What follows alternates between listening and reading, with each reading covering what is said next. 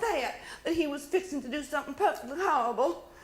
So he didn't do anything that night in the precarious condition he was in.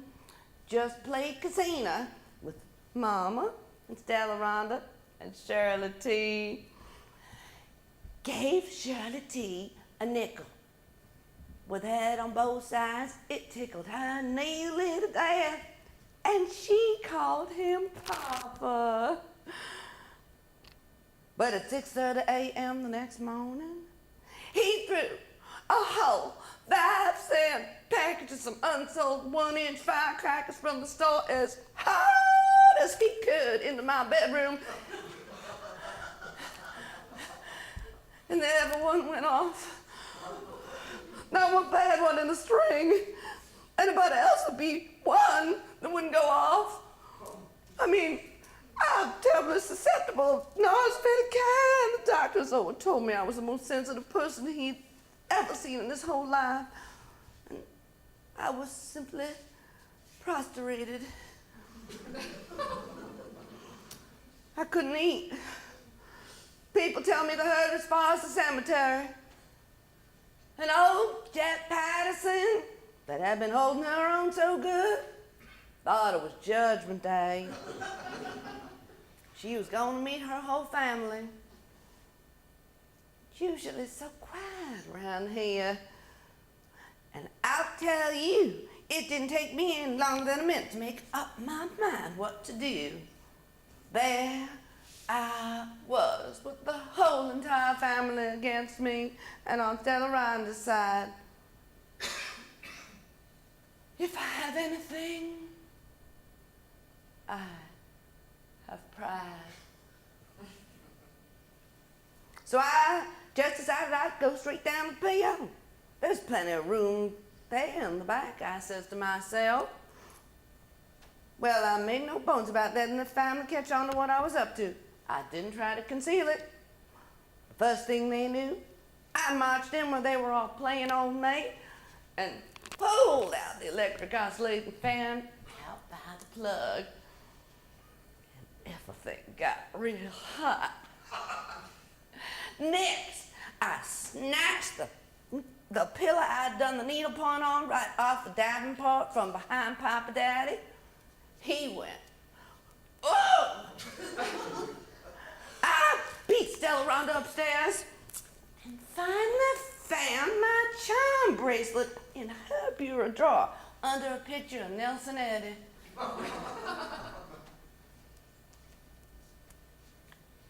So that's the way the land lies. Yes, Uncle Rhonda. There he was, feasting on the ham. Well, sister, I'll be glad to donate my armor card if you got any place to set it up. Providing you leave right this minute. Let me get some peace. Uncle Rhonda was in France. Thank you kindly for the card.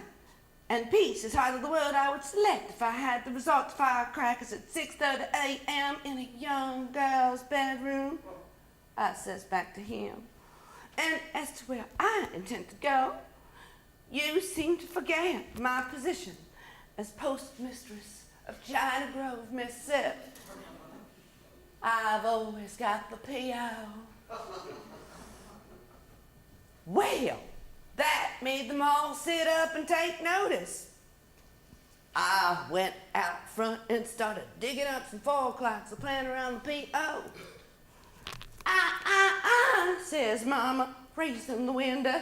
Those happen to be my 4 o'clocks.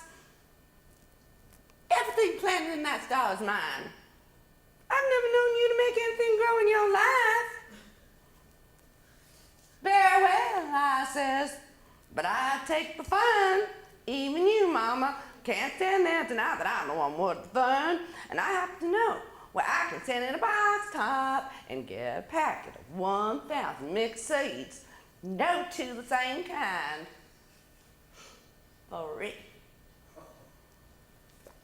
Oh, where? Mama wants to know.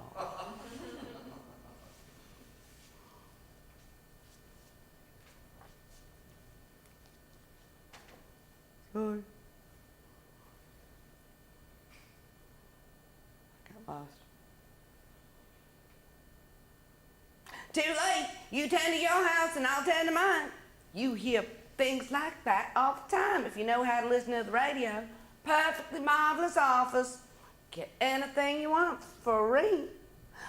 So I hope to tell you I marched in and got that radio. And they could have all bit a nail in two. Especially Stella Rhonda, who it used to belong to. And she knew well she couldn't get it back. I'd sue for it like a shot. And I very politely took the sewing machine motor I helped pay the most on to give Mama for Christmas back in 1929. And a good big calendar with the first aid remedies on it, the thermometer, and the Hawaiian ukulele were certainly rightfully mine.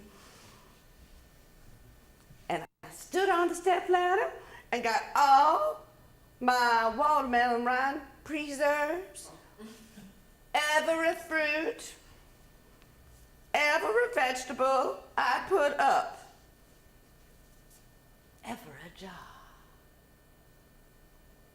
Then I began to pull the tacks out of blue-bowed wall vases on the archway to the dining room. Who told you you could have those, Miss Priss, says Mama, fanning as hard as she could. Well, I bought 'em, and I'll keep track of 'em, I says. I'll tack 'em up, one on each side of the post office window, and you can see 'em when you come to ask me for your mail, if you're so dead to see 'em. No, I'll never darken the door to that post office again if I live to be 100, Mama says. Ungrateful child, after all the money we spent on you at the normal. Me either, says Stella Rhonda. You can just let my mail lie there and rot for all I care. I'll never come and leave you of a single solitary piece. I should wear it, I says. And who you think's gonna sit down and write you all those big fat letters and postcards by the way? Mr. Whitaker? Just because he was the only man ever dropped down in China Grove and you got him unfairly. Is he gonna sit down and write you a lengthy correspondence after you come home, giving no rhyme, no reason whatsoever for your separation, and no explanation for the presence of that child? I may not have your brilliant mind, but I fail to see it. So Mama says, Sister, I told you 1,000 times. Stella Rhonda simply got homesick, and this child is far too big to be hers. And she says, now, why don't you all just sit down and play casino? Then Shirley T sticks out her tongue at me.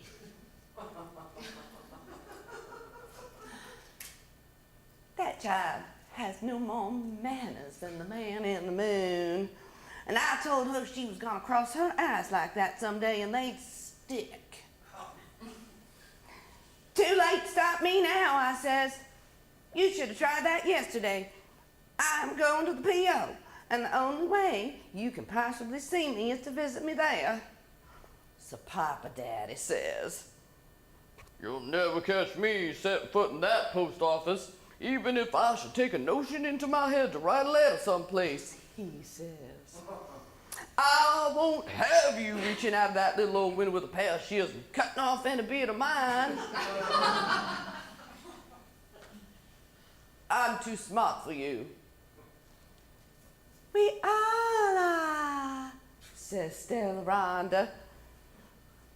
But I said,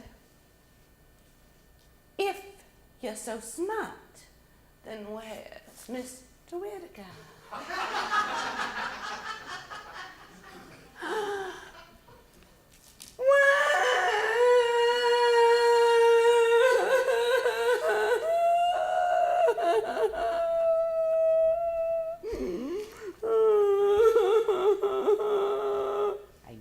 cried.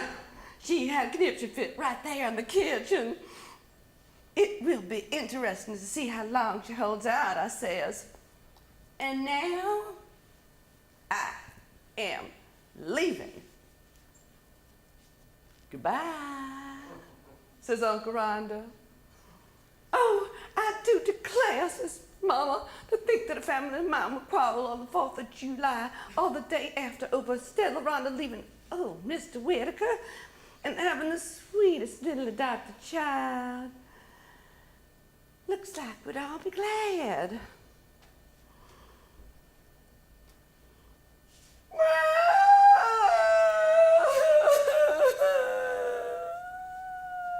Says Stella Rhonda. Has a fresh conniption fit. He left her. You mark my words. That's Mr. Whitaker. I know Mr. Whitaker. After all, I knew him first. I said from the beginning he'd up and leave her. I foretold every single thing that's happened. Where'd he go? Says Mama. Probably to the North Pole if he knows what's good for him, I says. But Stella Rhonda just bawled.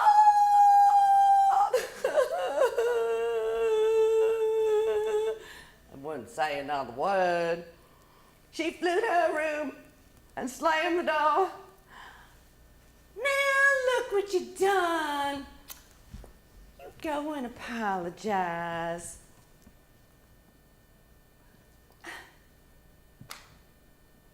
I haven't got time. I'm leaving, I says. Whoa. What are you waiting for? Asked Uncle Rhonda. So I just picked up the kitchen clock